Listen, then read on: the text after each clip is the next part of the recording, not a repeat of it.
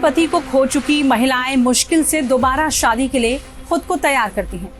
लेकिन अगर ये शादी ही झांसा साबित हो और शादी के बाद दूल्हा सारे गहने रुपए लेकर फरार हो जाए तो आप क्या कहेंगे? लेकिन ऐसा एक दो नहीं बल्कि कई महिलाओं के साथ हो चुका है। इन सबको शिकार बनाता है एक लुटेरा दूल्हा, जिसके निशाने पर रहती हैं विधवा महिलाएं। अपने लुटेरी दुल्हन के बारे में तो कई बार सुना होगा, लेकिन मुंबई से एक ऐसा मामला सामने आया है जहां दूल्हा ही लुटेरा निकला।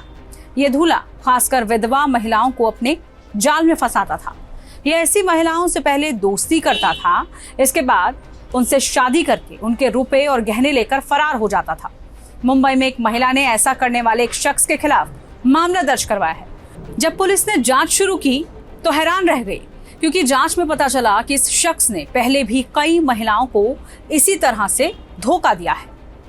प्राथमिक रूप से मिली जानकारी के मुताबिक मैट्रिमोनियल साइट की मदद से एक 51 साल के शख्स ने महिला से शादी की।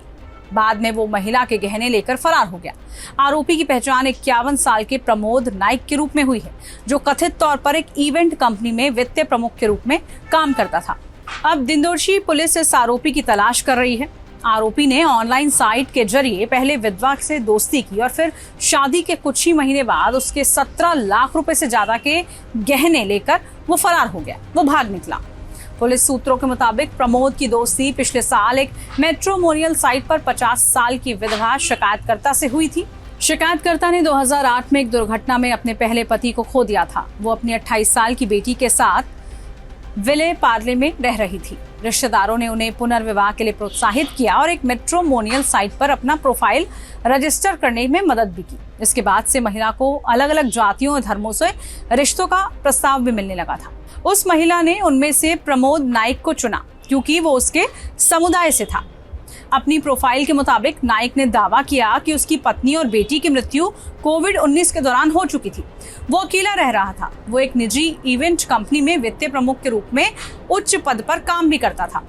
अपने परिवार की सहमति से शिकायतकर्ता ने नवंबर में गोरेगांव के एक मंदिर में उससे शादी रचा ली, जिसके बाद ये जोड़ा मलाड ईस्ट में शिफ्ट भी हो गया। वहीं पिछले हफ्ते महिला जब सोकर उठी तो उसने अपने पति को गायब पाया।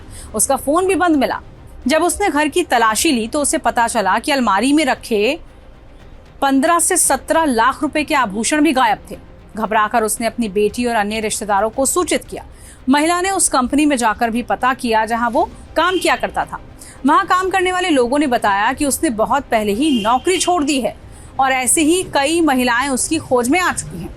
अब तक की जांच से ये पता चला है कि वो विशेष रूप से विधवा महिलाओं को ही अपना निशाना बनाया करता था, उन्हें धोखा दिया करता था और फिर फरार हो जाया करता था।